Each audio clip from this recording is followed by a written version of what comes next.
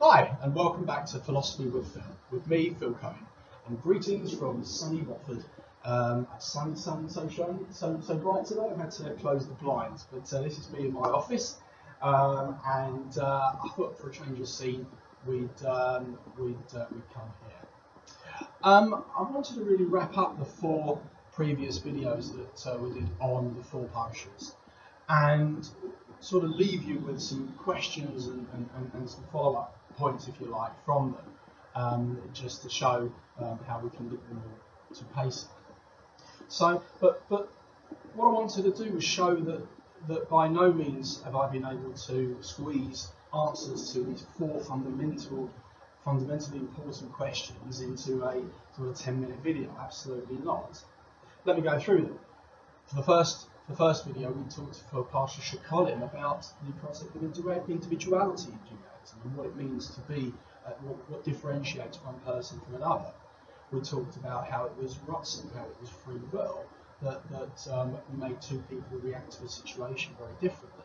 But what we didn't talk about was the role of perception and how we perceive situations through all 5 senses. In very different ways. The classic for me is I used to read Sherlock Holmes stories when I was young, and the classic for me is when Holmes and Watson turn up at the crime scene, and Watson often comments how differently he sees the crime scene to the way Holmes sees it, and how Sherlock Holmes will pick up on little details here and there, little clues here and there that will completely pass Watson by.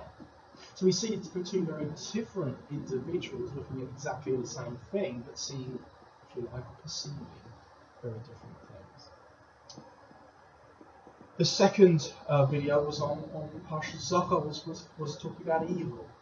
And the fundamental question that has thrown a lot of Jewish philosophers in is how can a God that we just define as being good, how can he coexist with anything that is evil?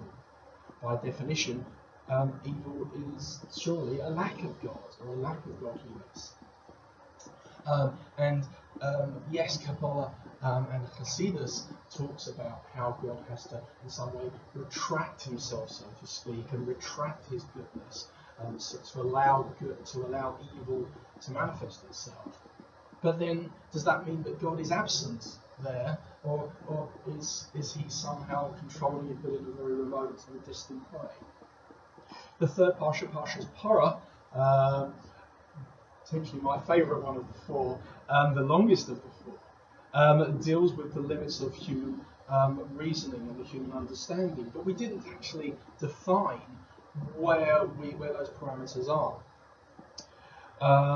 And finally, if you want the most challenging, I guess, of the 4 unanswered questions, is the 4th Parsha, Parshas Chodesh, the one we've just done, where Rabbi Akiva, he challenges himself to talk about destiny and free will, and he says that yes, everything is predestined, but yet God gives us the ability to make our own decisions.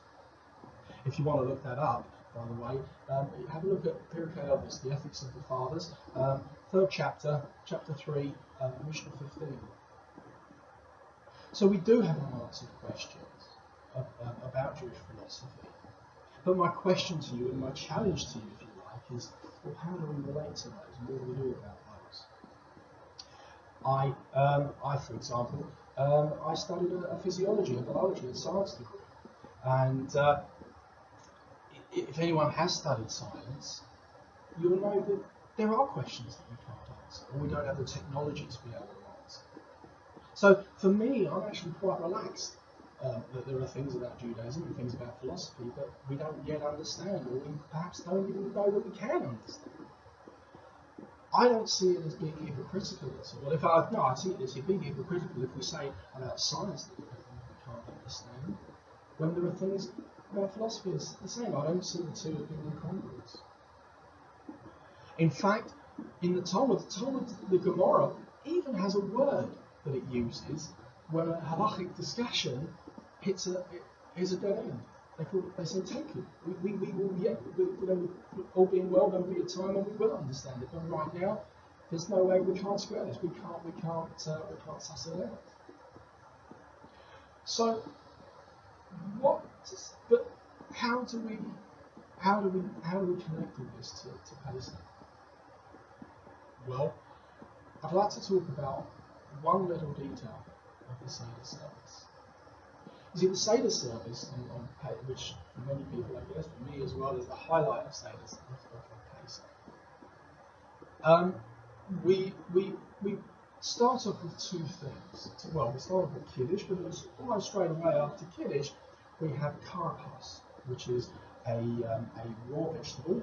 It's left on the Seder plate through the evening, but we take off some, and it's a vegetable that's not something we can use for Mora, for any of the other parts of the Seder plate, and we dip it in salt water and eat it. And if you look in the halachic sources on Parshahs, it's there to elicit questions. So my question back is, well, okay, the children ask me a question. Why is the Parshahs for? It's elicited the question. It's done its job. What do I answer? The answer is there's not that many answers to it. There's an allusion to a gematria of 600,000, that there were 600,000 people that left Egypt.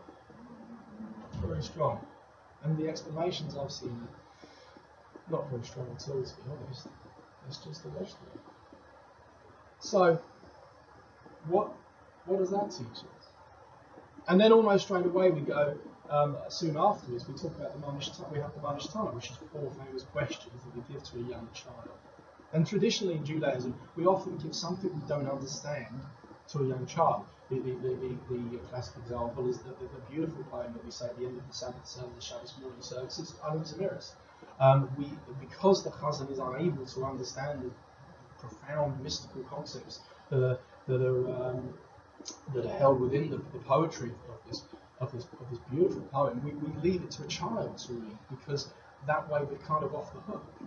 So why don't you do the same with Rosh Hashanah? Why don't you give it to a little child to say? Yes, okay, it's their obligation to ask their father, but why does it have to be the youngest child that says the Rosh Hashanah?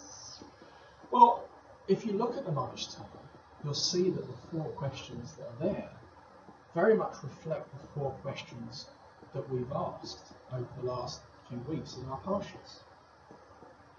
Why do we have Mora? Why do we celebrate with Mora? What's the purpose of the matzah? The matzah has a dual message of freedom and slavery.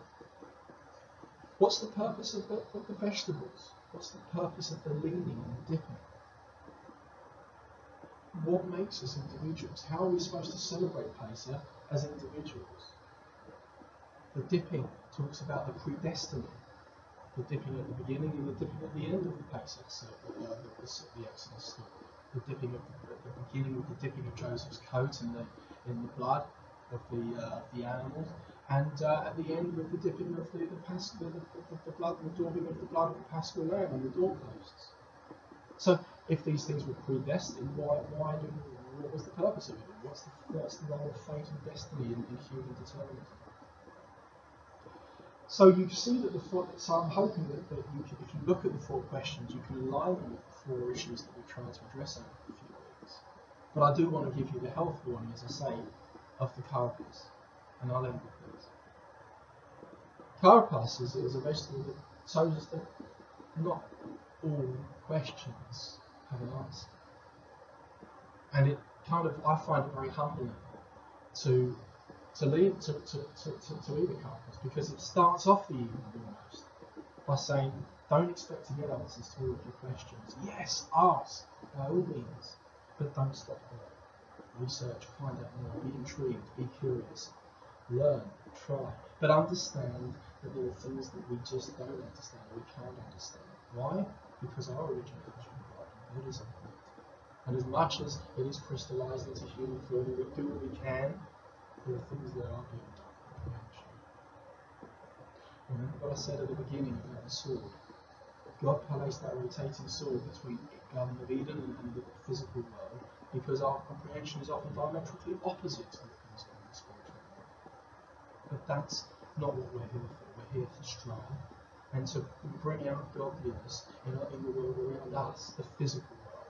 We're here to live, and to live in the physical world.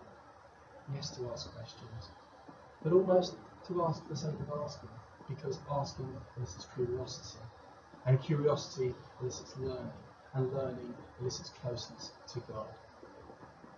So please, I do wish you all a very kosher, happy Pesach. I hope it is one that enables you to come closer with your families and with your neighbour. And I hope it is one that elicits more curiosity in you about this precious gift of Judaism that you are going to be on the night of Seder, sharing with your children and your families. Bye. And thanks for listening.